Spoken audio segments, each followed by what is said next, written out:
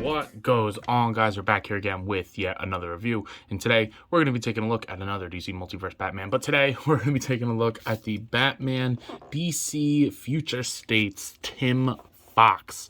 I believe this is Tim Fox. It's not Lucius, because Lucius Fox's Batman suit looked different, but I believe this is the Tim Fox version.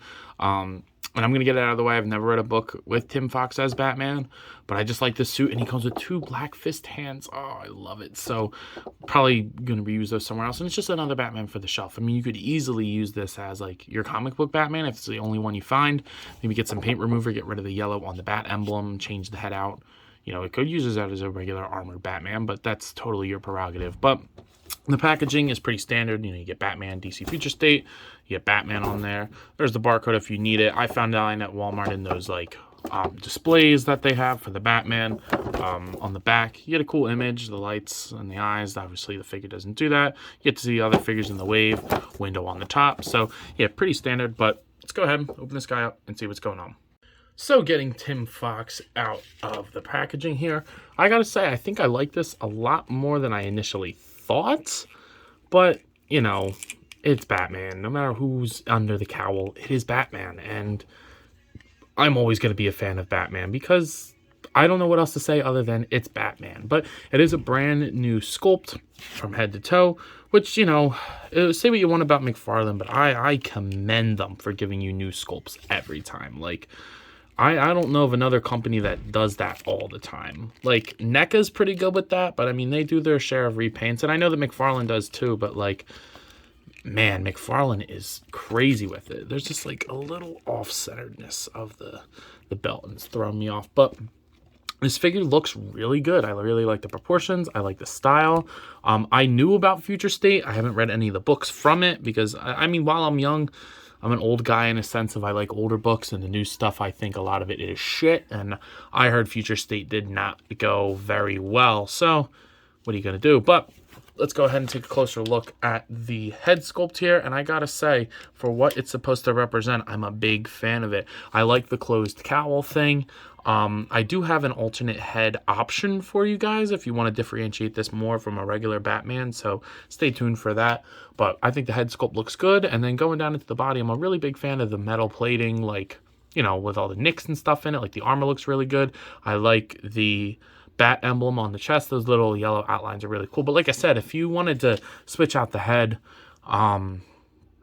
maybe paint the legs a little bit, get rid of the yellow on there, this could kind of just come off as a classic armored Batman. So, you know, I'm not going to be doing that because I bought this to be a Tim Fox Batman. But, you know, what are you going to do? You get the bright yellow belt on there, which matches the yellow on the bat emblem. And then you get the cuffs, which look good with the scarabs on there. They look nice. And I really like the cape. It's like a big leathery cape. It's a little heavy, so he kind of falls back a little bit. But I really, really like the texture on there. Like, it looks like leather. I don't know how people sculpt like that. It's amazing. The stitches on it look really good, and I really like the way it wind sweeps with all the spikes and stuff at the end. I like that a lot. Looks very bat cape-esque. The legs look nice along with the boots. I like when you use the knee, the thing isn't looking weird. He got really good with, you know, modeling the joints a little bit more, like, you know, sculpting the joints better when they're articulated, because some of them are ugly, like Peacemaker's elbows, which kind of sucks. But the boots look good. So standing there, he looks mighty. He looks proportionate. He looks like a futuristic Batman. So I like that. But he does actually come with some accessories. So let's go ahead and take a look at those.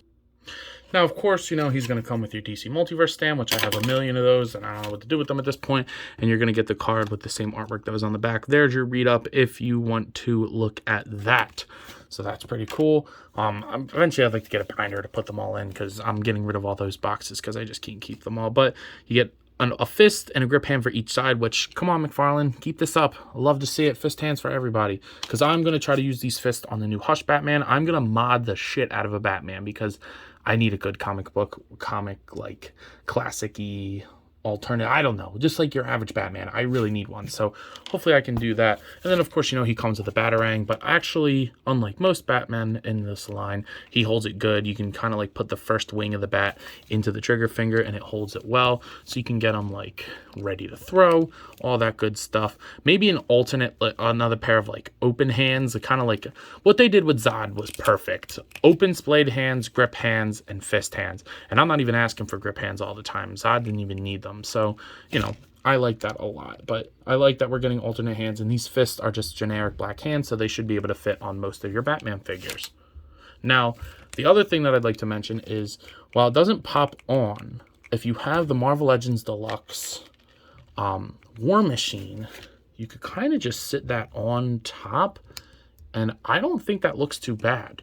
I saw some people taking the John Stewart Green Lantern head, and that definitely looks a little bit better, but I only have one of those, and I want to keep that John Stewart, but I'm just having this head sit there, so it could work. You know, it'll rest on there, and it won't, like, fall off immediately, but I think it's proportionate, because I thought the head was a little big for Rhodey, but I actually think it works good on this Batman, so I actually might have display him like this, and then have him, like, holding the helmet. Actually, that's probably what I'm going to wind up doing, having him hold the Batarang and hold the cowl if I can get him to hold it well, because that looks pretty badass. But, you know, let me know what you guys think about it, because, you know, some people just like only masked Batman, but I'm a fan of getting a head off, especially when it's, you know, not Bruce Wayne, you know, because we've gotten a million Bruce Wayne Batman. So if you're going to give us a million Batman, give us a different one. So, I don't know. That works for me. Now, in terms of the Tim Fox Batman's articulation, his head's on the double dumbbell joint, so it's going to look up, down, good, pivot side to side. You get all kinds of motion and rotation. Now, the shoulder pads are soft, so you're going to get them over the shoulder, and then you'll be able to lift up that shoulder very well. Down, rotate 360, bicep swivel, double jointed elbows, and then the wrist have the ball hinge that is seated good into the arm, so it's not big and ugly, but you're still getting that motion. The diaphragm joint actually works really good this way, side to side. It'll rotate smoothly at the top and the bottom. He'll arch back all the way, which looks really cool. But he, you know, as always with these McFarlane figures, he's not going to crunch forward very much. But I might try to mod him a little bit. I'm going to go do some customizing later. I have some free time, finished all my assignments and shit like that. So I'm going to go try to do some stuff. His leg gets caught under the diaper thing a little bit, which has kind of been pissing me off, but it's not too bad. He doesn't really have a thigh rotation. You're going to get double jointed knees that only move in that much, which is good enough. And then down, up, rotation, pivot, and toe joints. So he's good. I like the way he's articulated. The torso sucks as always. I don't know why they just won't improve that. It's an easy fix. Just sculpt less plastic in there, but you know, what are you gonna do? So as always, you know, we got to do some comparisons to our two classic characters here. We got Zombie Cap on the right. Your right, my left, your left, I don't know, on the one side, and then on the other we got the Dark Knight Returns Batman. And, you know, obviously he's going to scale better with the Batman because he's a 7-inch scale figure from the same line. But, you know, what are you going to do? So I like this a lot. He looks cool. So you're probably wondering, yo, Ant, what are your final thoughts on this figure? What are you thinking? And, guys, I got to say, this is another solid Batman figure. Yeah, I make the joke at the beginning, blah, blah, blah, that it's another Batman. And while I would totally like to see more characters in the line than a million more Batman, this is not to say that this is a bad Batman representation of what it's supposed to be. I actually think I like him better with the helmet off, holding the helmet, because not only does it leave these grip hands free for use on other figures, but he looks cool getting to see a Batman that's not Bruce Wayne. So if I was to give this figure a rating, I would go ahead and give it a solid 8 out of 10. The torso kind of stinks, but actually, I'll give it a 9. Other than the torso stinking and the diaper being a little bit weird, there's really nothing wrong with it and what it's supposed to be. I like it. So, with that being said, I believe that's all I got for today. So, if you have not already, please do yourself the favor and me and like, comment, subscribe to the channel. It's always greatly appreciated when you do that. And if you're not already, please be sure to follow me on Instagram and TikTok. I post a lot on there, and I actually have a bit of fun with it, so I'm sure you will too. But I believe that's all I got for today. So, I will see you guys in the next one. As always, let me know. You coppin'? I'll see you guys later. Peace.